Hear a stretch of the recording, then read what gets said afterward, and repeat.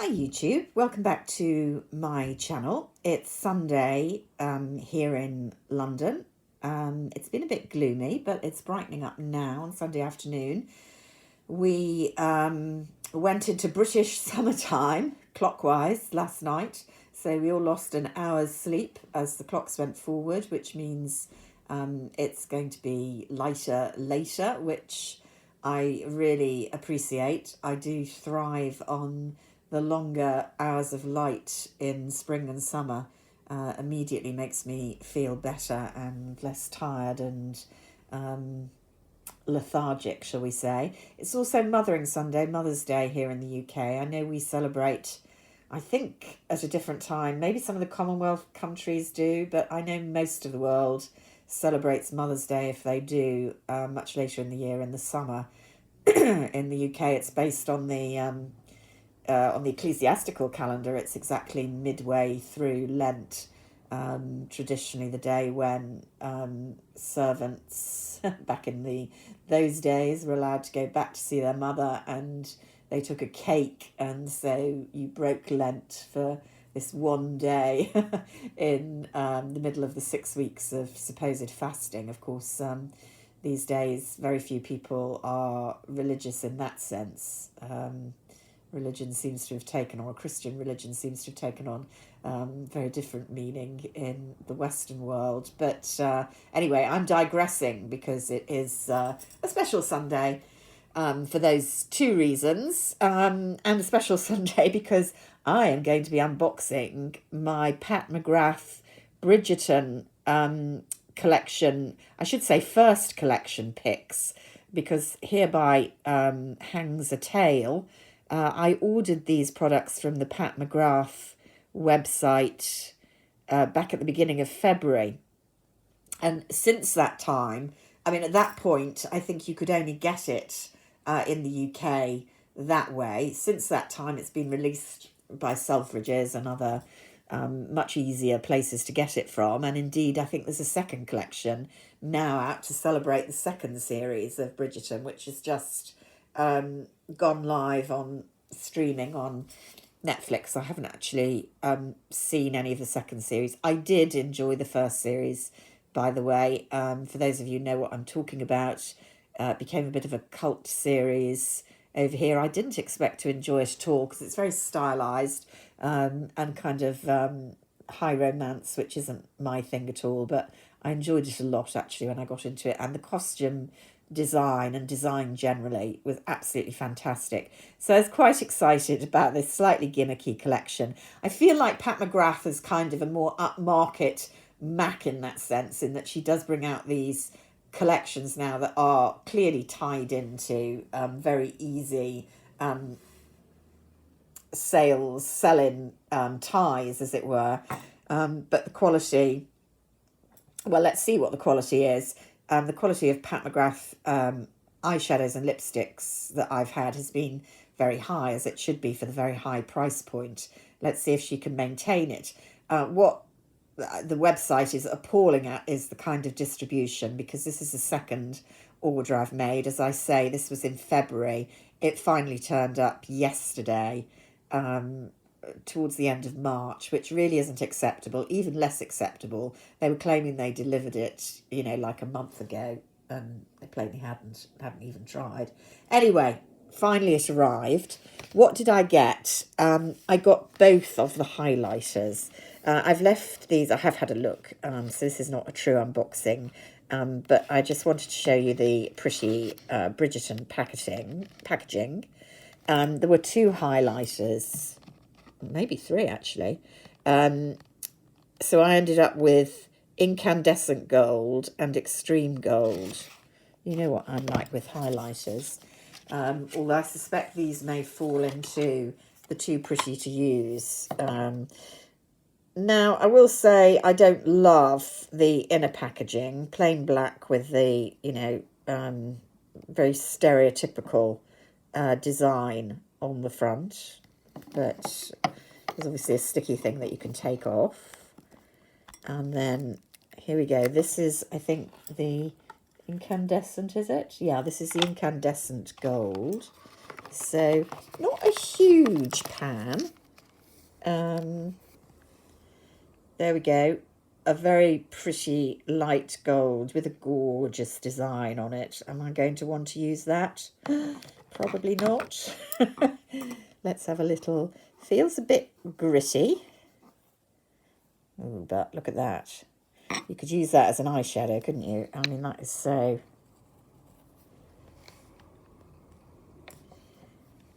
very sparkly. Probably you'd need, I mean, that is with a kind of full fingerful. I think you wouldn't want a dense brush with this if you were using it as a highlighter. And it is very glittery.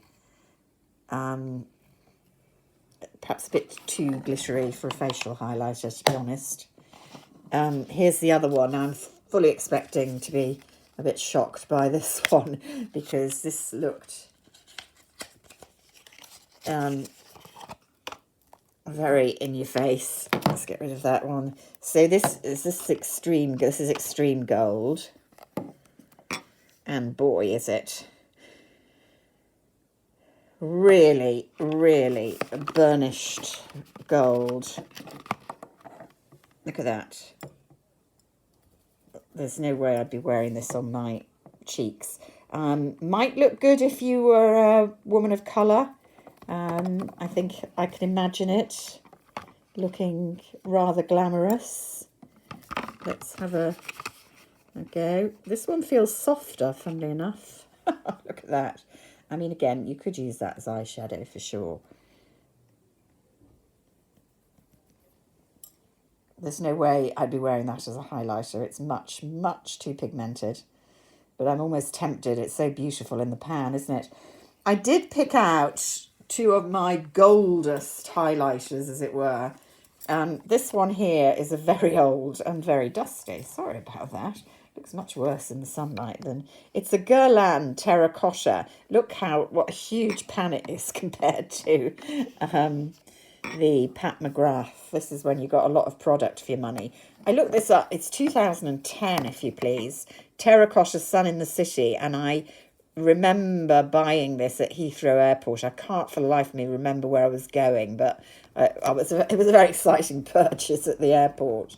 I probably was going to Dubai, actually, in 2010 for the first time. And this is a very in-your-face gold, but even this, you know, it's a much more kind of bronze gold than brassy gold. And you can see, this is still good to use. I tend to use it, actually, not in the summer, but in the holiday season. And I do use it as a highlighter.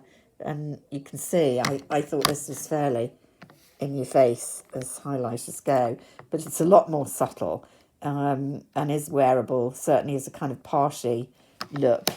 So just by way of comparison. And then a more recent comparison, the Hermes Permabrass, which I showed you very recently. And again, I think, you know, that looked very blatant to me when I unpacked it. But you can see, compared to this, it's the height of subtlety. I mean, this one for sure is so beautiful that I'm not going to want to use it. And you can see, I mean, I would not call that subtle. It's more like the other one, but this is much more glittery. I do think the Hermes one would be much more wearable than the Pat McGrath one. So interesting. I don't see myself wearing either of these Pat McGrath ones as highlighters, maybe as eyeshadow, but we'll see. Very, very pretty in the pan. Then I suppose the star of the show, there was a blush palette that I was quite tempted by, but I'm trying to wean myself off powder blushes because honestly, they don't look as good on older skin as cream and liquid, which I'm enjoying on a day-to-day basis, wearing far more. Now, this is a kind of paper cardboard palette, which again is not the usual Pat McGrath quality. So that's interesting, isn't it? This is much more MAC than Pat McGrath. I hope you know what I mean by that. She's cashing in a bit, isn't she? Shall we say. Anyway, let's have a look at the colours. I did have a look at this yesterday, and you've got the very iridescent shade, which I think she's kind of more famous for. That's a very glittery but chromy fairy's wing type shade. So pretty to look at. Harder to wear. This is super soft and smooth. I might wear that. And then this one. So let's have a look-see over here. I have jewellery on today. Oh, look at that. Now they swatch very well. This one not so much, but that'll look nice on the eyes. That will look superb, I think. And even, you know, there's a lot of glitter there, but a little dot would look very pretty in the middle of the eye. It'd give a kind of wet look, I think, to your eyeshadow. She's very, very good at those formulas. I'm less sure about the others, particularly these two here. I love the bees, but I think I'll be using these as blushes rather than eyeshadows. Maybe this one here. Ooh, that's a very dense matte. Probably not my colour. Oh, my goodness, look at the pigmentation of that. Wow. You'd have to know what you were doing applying this. This is my thing with Pat McGrath. I think it's a less forgiving range for those of us who aren't brilliant makeup artists. Particularly those very pigmented colours. So, interesting palette. I can't remember how much I paid. I think these were about £50, so appreciably cheaper than the Mothership ones. But probably not quite the same quality would be my view. Now, having said that, there's now a new Bridgerton 2 range out, which I like to look at almost more than this one. And of course, I've ordered it, but not from the Pat McGrath website. Can't be doing with that again. And I also have ordered some more lipsticks. I do like the lipsticks. This one, is this part? I'm not sure that this is part of the Bridgerton range. The next ones that I've ordered are, but I think this was one that this is Divine Romance, that I liked the look of on the website. I mean, look at the packaging. Isn't that gorgeous? With the little heart and almost like enamel. It's like a little work of art in itself. I'd like to wear this as a bracelet, to be honest. If she could make that, that would be very nice. And it's a matte, which is unusual for me. In a kind of mid-toned, would we call this cherry? It's a kind of mauvey pink, isn't it, really? But very vivid. So I'm looking forward to trying that. The ones I've ordered are much gentler in colour, the satin range, rather than this one. That's a beautiful lipstick. I also got, and I don't know whether I even ordered this or it's some sort of free gift, this also came, which I think is a lip gloss, a load of sequins by the looks of you. I'm almost loath to open it because all these sequins are going to fall out. I'm not sure what this is all about. So, is this a lip gloss? Yeah, vinyl lip gloss. That'll be going on eBay because I don't like see-through lip gloss. What is this? Rose Desire lipstick. So it's in a pencil form. Oh, pretty colour. Yeah, nice nude neutral. Oh, that's very 90s, isn't it? Those of us around at the time remember that grungy look. But that's a nice pencil to go in your handbag or pocket.